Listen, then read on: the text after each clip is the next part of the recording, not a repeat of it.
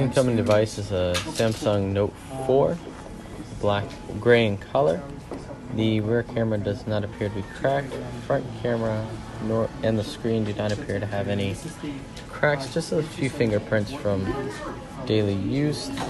Looking at the bottom of the device, the stylus is still there, and looking at the top, the headphone jack is still present.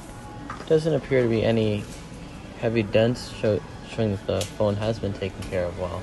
Looking at the... that armor all. Is that what's called armor all? Case, the cases, whatever it's called. It's a very good case.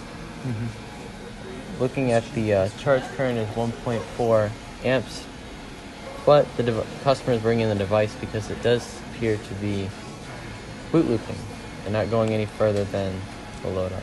Go ahead and pass the device over to the master technician for further confirmation.